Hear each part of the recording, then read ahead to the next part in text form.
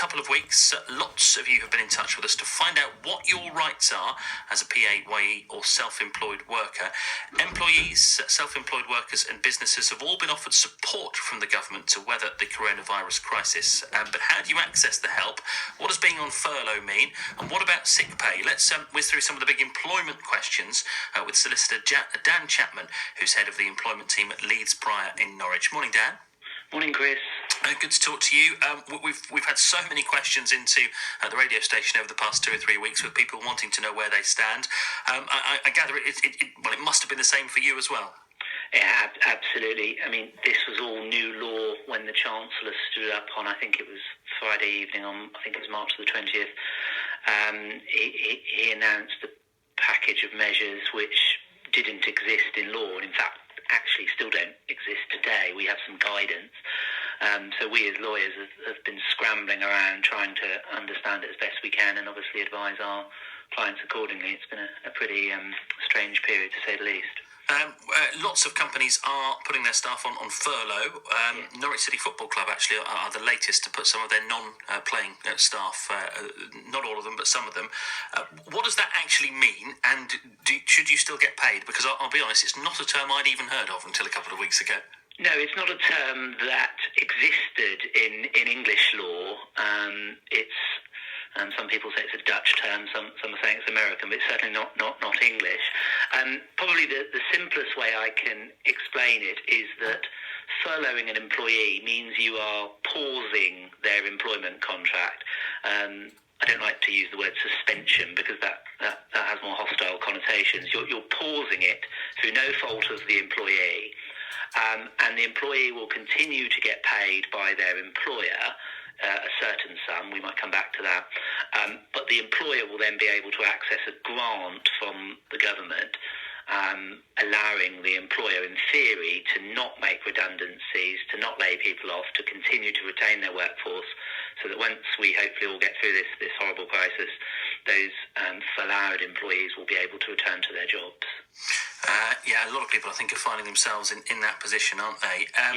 What about people who are on 0 hours contracts or agency workers? Presumably that they are not in a particularly good position with even with the measures that are in place. Not necessarily. If this starts to get very complicated, because if you are an agency worker or a 0 hours employee and you are on the pay-as-you-earn system with your employer, then you are still eligible to be furloughed. I think the particular difficulty is that many 0 hours workers are not actually treated as employees. They're more akin to being self-employed, and they therefore won't fit under this particular scheme. Interesting. You can imagine how many questions we've heard. What about companies who are laying workers off altogether?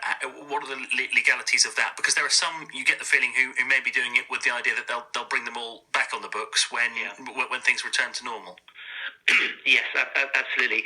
That the risk of sounding like everything depends, that one really does, because the term layoff has many meanings. Some employers have a contractual right to lay their employees off, and it will be set out in the contracts of employment when they can do it, for how long, and what the payment terms are. But we are also seeing a lot of employers are just unilaterally laying people off without actually having the contractual legal ability to do so, and they're either taking a sort of a pragmatic view that it's the only thing they can do, or they perhaps don't fully understand the legal position. So any employees that are being laid off, the starting point for them is to check their contracts and to understand what their employers are actually able to do. Something we've had quite a lot of on this programme in terms of messages, and we've had one this morning as well, is people who are at work and they can't do the job from home, they're having to go into the office, but they feel that their employer is not helping them enforce social distancing. What is there anything you can do as an employee then? Absolutely. If an employee thinks that their employer can do more in regards to social distancing, then one would encourage that employee to make their feelings known in a constructive way.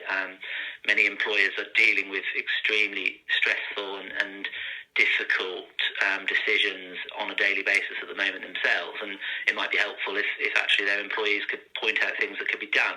If, on the other hand, an employee genuinely feels that the employer is being obstructive, then they would have the right to formalise their concerns by way of a grievance, something documented, because the employer has health and safety duties and should be following social distancing measures. No doubt about that at all.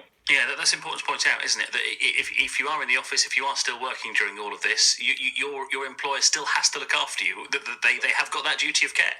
Absolutely. Dan, thank you. That's really helpful. Dan Chapman from Leathes Prior. He is the head of the employment team at Leathes Prior in Norwich, bringing us up to date with what some of these terms that we're only just learning ourselves, furlough or furlough, as he said it. I'm doubting myself. I don't quite know how to say it, or even what the origin of the word is, but maybe you can help me with that. It's new. We're learning lots of new terms, aren't we, on BBC Radio Norfolk at the moment and beyond. But the point there that he made that I think will be of a lot of interest to those people who've been getting in touch with us over the last few weeks is that if you are still working in an office or in a workspace and you can't do the job from home, then yes, your employer is supposed to look after you and where possible, make sure that you can be 2 metres away from everybody at the same time, as we're all supposed to. Although that's not easy, is it? I don't know what we do about our friend who phoned in earlier, who is a bin man, and they sit 3 together in the cab. I'm not quite sure what you do in that situation. If anyone knows or anyone can help, 0800 3897 321 or text 81333. Start your message with the word Norfolk. It's 7:17.